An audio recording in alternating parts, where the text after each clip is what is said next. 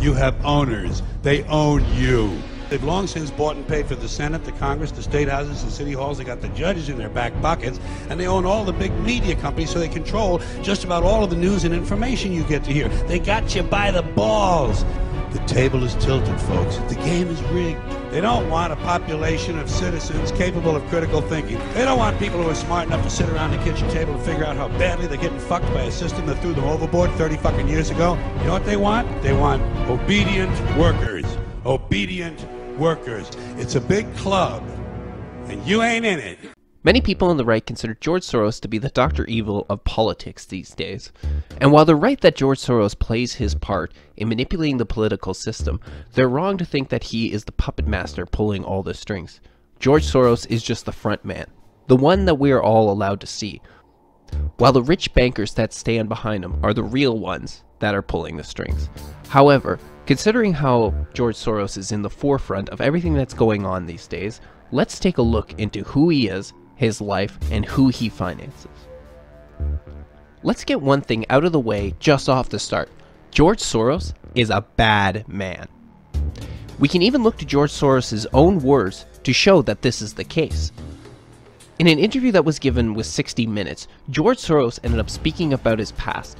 In this, he spoke about when he was a young man living underneath Nazi occupation in Hungary.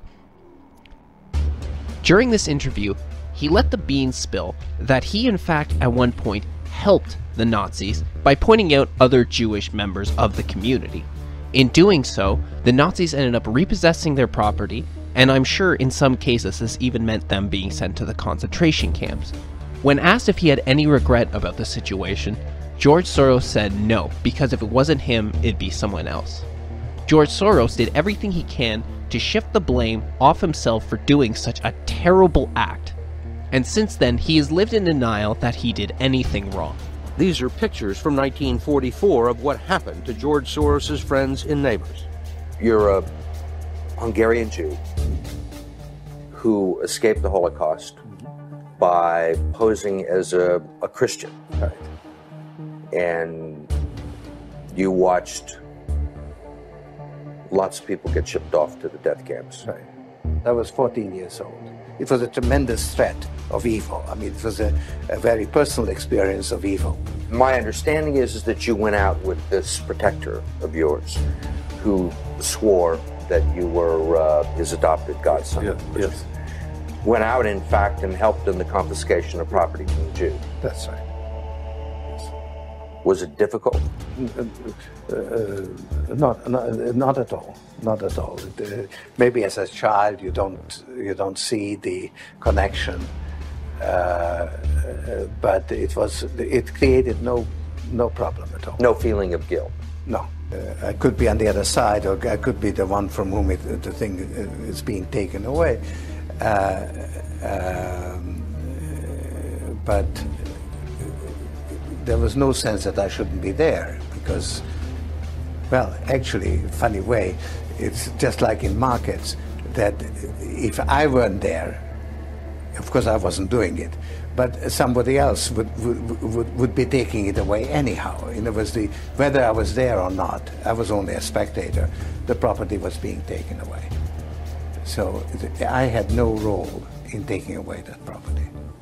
So I had no sense of guilt. The main criticism I have of George Soros has to do that he has no regret once he got older. At 14 years old, Nazi occupation must have been a hell of a thing to live through. And I could understand if he felt that that was the only way for him to survive during that time. But when he got older, when all was said and done, he should have some regret, some feeling of remorse for fingering out the other Jews and getting their property taken away and shipped off to concentration camps. But he has distanced himself from this. He seems to me to be some sort of sociopath. If you think I'm being dramatic by calling him a sociopath, wait until you hear this. It was actually probably the happiest year of my life, that year of German occupation. For me, it was a very positive experience. It's a strange thing, you know, because you see incredible suffering around you, and in fact, you're in considerable danger yourself. But you're 14 years old and you don't believe that it can actually touch you. You have a belief in yourself, your belief in your father. It's a very happy-making, exhilarating experience. Rumor has it that George Soros has tried to scrub the internet of that 60-minute interview, probably because it made him look so bad. However, it has managed to survive. He has also tried to downplay what he said on that 60-minute interview. If we look towards what the Open Society Foundation said about the Nazi occupation, it mentioned that the occupation resulted in the murder of 500,000 Hungarian Jews. It also says his own Jewish family survived by securing false identity papers, concealing their background, and helping others to do the same. But this is the first mention I've seen of George Soros trying to help other Jews in the same situation. On the Open Society website, there is a video that talks about the type of person that George Soros is. In that, they bring on guest speakers who have worked with George Soros to give him a character review. In my opinion, they didn't choose their best. As we can see, they have Bono as one of them. They also have Kofi Annan. Kofi Annan was a Ghanaian diplomat, but he's more famously known for being the 7th Secretary General of the United Nations. Unfortunately, his time as the head of the UN was plagued with countless allegations of corruption.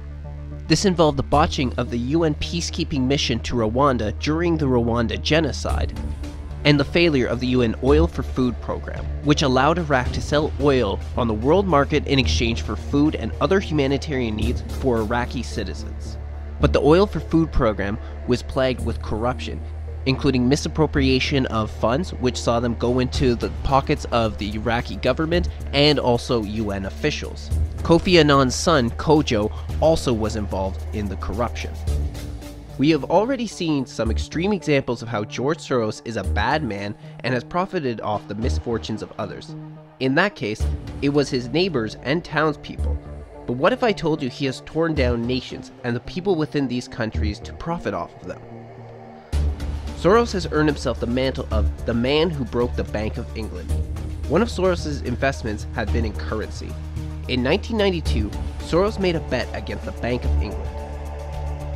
In 1979, the Exchange Rate Mechanism, or ERM, was established for giving the rate of currency exchange in Europe before the euro was introduced, a system England tried to stay out of.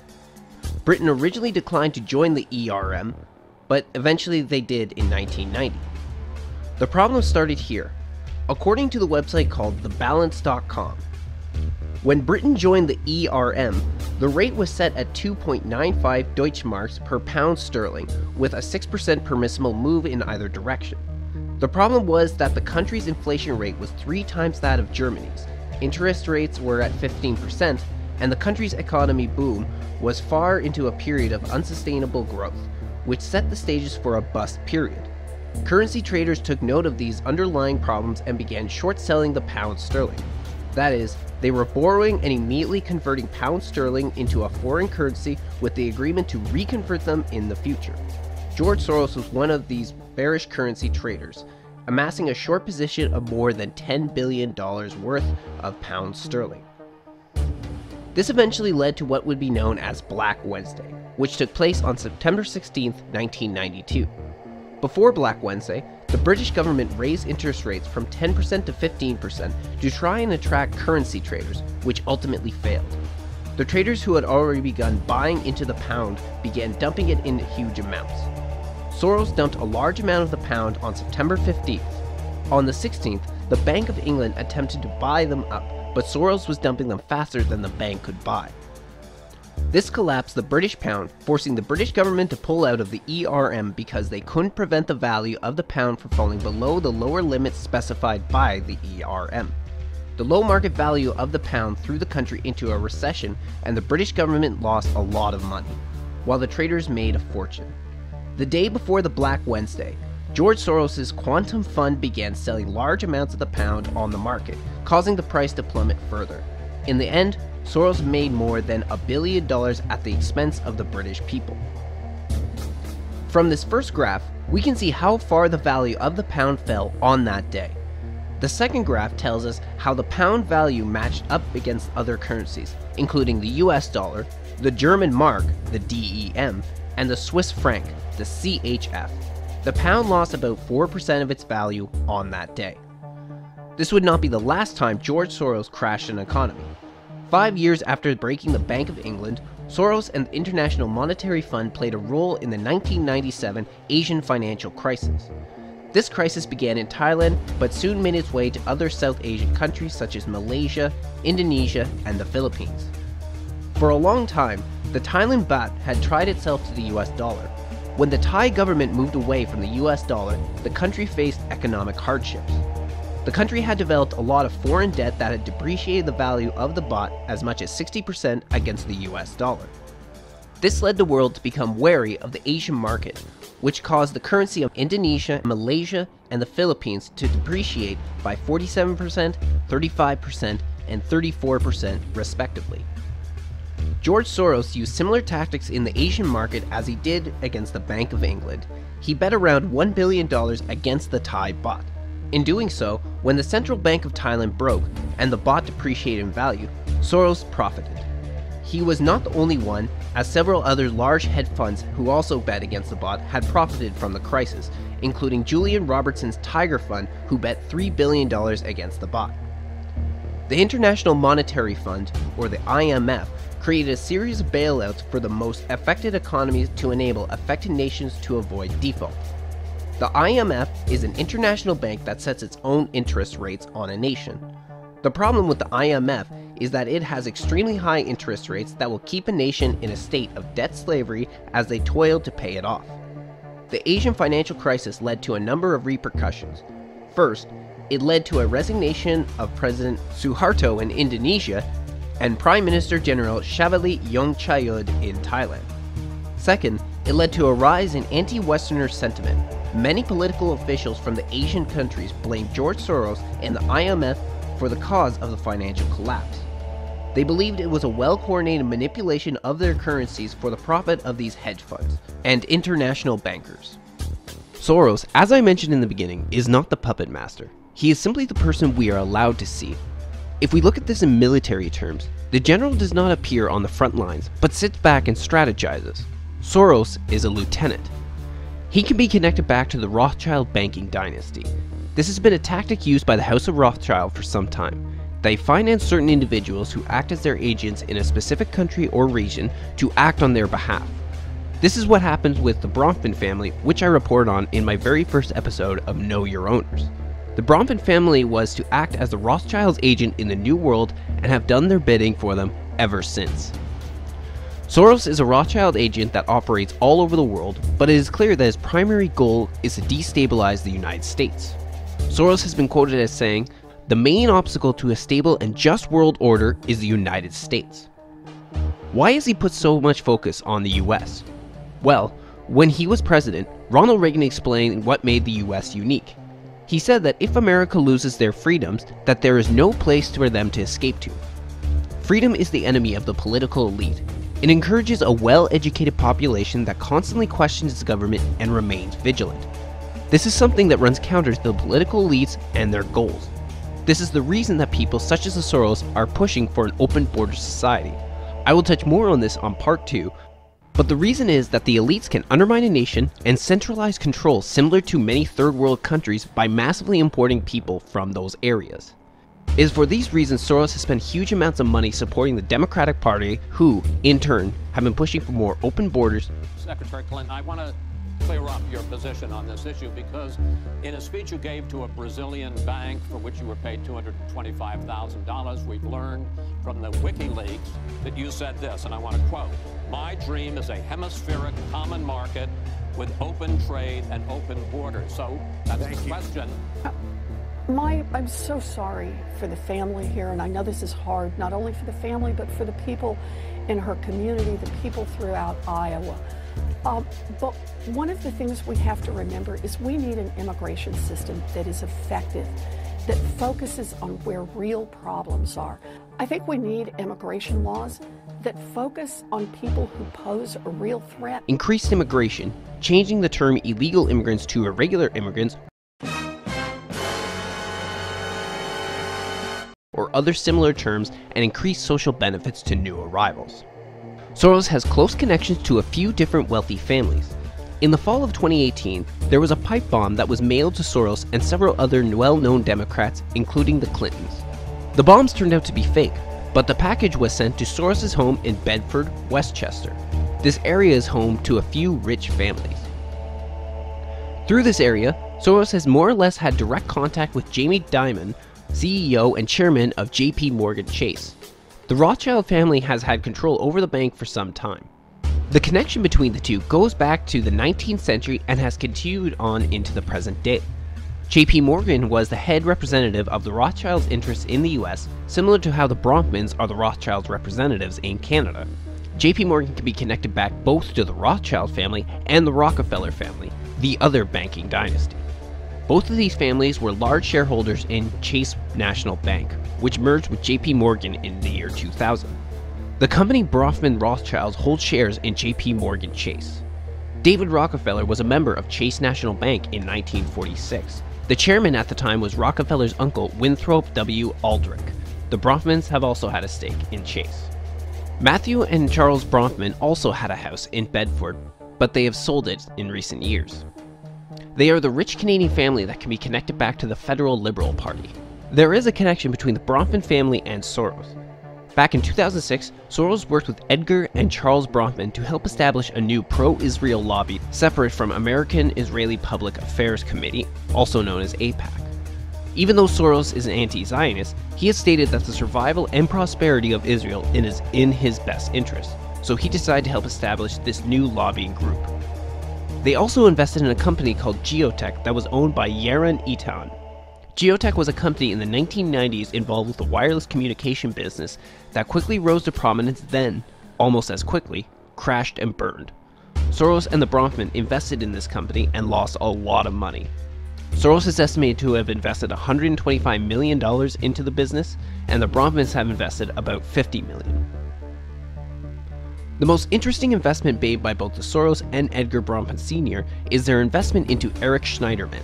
Schneiderman is a former New York State Senator back in 2007.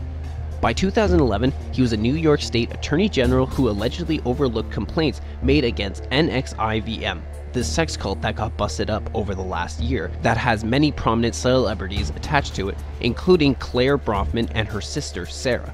It was Sarah who introduced Claire to the cult. Schneiderman has recently stepped down as Attorney General after he was accused of sexual assault by 4 women. Soros has also invested into Cemex. Cemex is a concrete company that owns a lot of land along the US-Mexican border. Soros has put about $41 million into the company. Cemex made the rounds on social media last summer when it was alleged that a group, Veterans on Patrol, that they had come across a child torture and trafficking camp in Tucson, Arizona, owned by Cemex. This is a prison cell. Only kids are being held down here. See a piece of wood, and it looks like that the wood gets slid down there and the kids are crawling up if you look down in there when they let them out. Yeah. But there's different toys down there, little food bags. To these experts in the field of trafficking, this didn't look like your typical homeless camp. We found restraints on trees. I mean, what is this? Hair dye, kids items. This is a crib. Pornographic material, and even an outdoor bathroom. Cemex is, however, a partner with the Clintons and has stock being held by Bronfman Rothschild. Bronfman Rothschild, as described by their website, offers advisory services for wealthy individuals and families, institutions, and retirement plans. Cemex has given $25,000 to the Clinton Foundation, received a $7 million contract by the Clinton Global Initiative to build homes in Haiti in 2012 when Hillary was Secretary of State, and has signed an agreement to join the UN Federation Global Alliance for Clean Cook Stoves, which is backed by the Clintons. There's still a lot more that George Soros has done and that needs to be talked about. Those will be covered in the upcoming parts. Part 2 will cover George Soros' funding to violent groups such as Antifa and Black Lives Matter. Stay tuned.